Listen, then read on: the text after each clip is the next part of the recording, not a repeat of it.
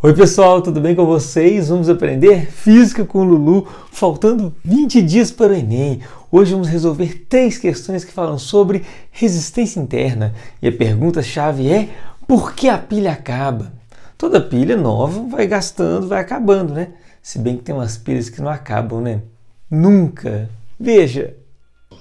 Quando é que sua pilha acaba, Heitor? Nunca. Então fala. A pilha não acaba nunca. Ai. Pois é, então, meia-noite, 1h, a pilha acaba, depois no outro dia está recarregada 100%. Mas vamos falar das pilhas normais que descarregam, né? Por que isso acontece?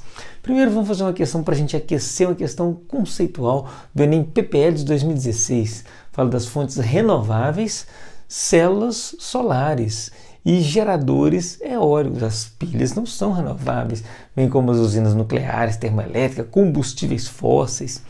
Então a letra C na primeira questão. Na segunda questão, agora vamos fazer um pouco de conta, né? Nas duas próximas questões. Questão do Enem PPL de 2017. Então o que nós temos? Primeiro, 2 pilhas de 1,5 volt ligadas em série. Qual a força eletromotriz gerada? 3 volts. Dúvida? Confere lá na questão de 36 dias, né? Associação de geradores em série e em paralelo. Então a força eletromotriz gerada, 3 volts. Mas aí o que acontece? A pilha vai sendo gasta, vai ficando velha e vai liberando para o circuito externo uma voltagem menor. Então, se eu chamar de A e B os pontos extremos, né, da saída do circuito, então a voltagem medida por esse voltímetro, 2,78 volts. Ué, cadê o restante? Então, a ideia é a gente entender que surge na pilha uma resistência. E dentro da pilha, então, é resistência interna. A gente não consegue tirar essa resistência do circuito ou colocar um multímetro para medir a resistência. A gente a determina indiretamente. E por que isso surge? Aí tem lá o conceito da química, né, que tem um reagente, tem uma corrente passando e consome o eletrólito, enfim. Dificulta a passagem da corrente. Então a gente interpreta isso como resistência. Então vamos começar.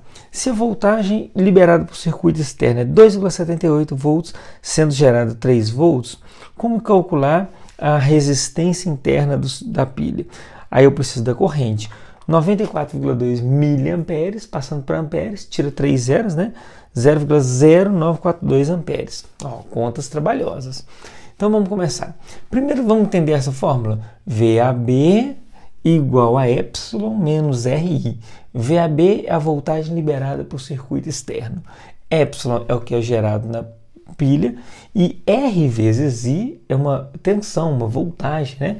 Que é a queda de tensão na resistência interna. R vezes I.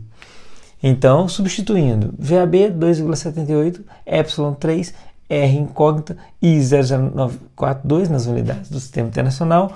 Passa para lá negativo, passa para lá positivo. 0,0942 R igual a 3 menos 2,78, que dá 0,22.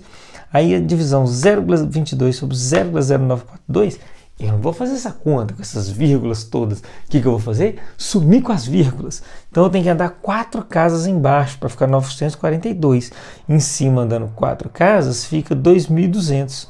E aí eu olho para as alternativas. Eu não preciso fazer essa conta, porque 2.200 por 942 dá 2, alguma coisa. E as outras opções? 0,021, 0,22, 0,26, 29.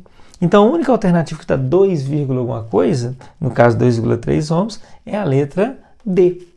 Simples assim. Evitar de fazer conta, ou então fazer conta rápida, para ganhar tempo. E a última questão, a questão 129 do Enem 2017, bem parecida a ideia, né? Que é a seguinte: temos um gerador de força eletromotriz, no caso é a cerca elétrica, gera 10.000 volts. Que alta voltagem, isso pode matar uma pessoa. Mas para não matar, a corrente tem que ser bem baixa, então limita a 0,01 ampere. A resistência interna do corpo humano, a resistência externa do corpo humano, sei lá, entre a mão e o pé da pessoa que está falando aí, 1.000 ohms. Então, qual o valor da resistência interna? Na verdade, não é o valor exato, né? A ordem de grandeza. Olha as alternativas. Praticamente nula, aproximadamente igual, 10 vezes maior, 10 vezes menor, milhares de vezes maior. Então, é fácil de calcular a ordem de grandeza. Que fórmula é essa, hein? Consegue enxergar V igual a RI? V igual a RI, multiplicando cruzado. I a corrente, epsilon a força eletromotriz, R mais R. Aqui tem uma estratégia interessante. Depois que a gente entendeu a ideia da resistência interna, a gente pensa na resistência interna como sendo uma resistência em série com a resistência externa do circuito. E aí, Rzão, que é a resistência externa do circuito, se aqui em vez de uma resistência fosse uma associação de resistores, a gente calcularia a resistência equivalente e somaria com a resistência interna. E se tivesse mais de uma bateria, calcularíamos a soma das forças eletromotrizes, considerando a polaridade, claro. Nesse caso não, é mais simples. Então, corrente 001 ampere, força eletromotriz 10.000 volts, 1.000 ohms, a resistência externa, Rzinho, a resistência interna. Vamos para a conta. Vamos trocar esses dois de lugar? 1.000 mais Rzinho igual a 10.000 sobre 0,01. Aí eu vou andar duas casas aqui e aí vai ficar 1. Então anda duas casas aqui, de 10.000 fica 1 milhão. Então 1.000 mais R igual a 1 milhão, quer dizer que R é 1 milhão menos 1.000, que é 999.000. Quer dizer, 999.000 é 999 vezes a resistência interna, a resistência externa, que é 1.000 ohms. Então não é milhares de vezes maior, mas é 999 vezes maior. Diante das alternativas, não tem nem dúvida, né? Que essa é a letra C. 3 a mais para você, 3 a menos para mim.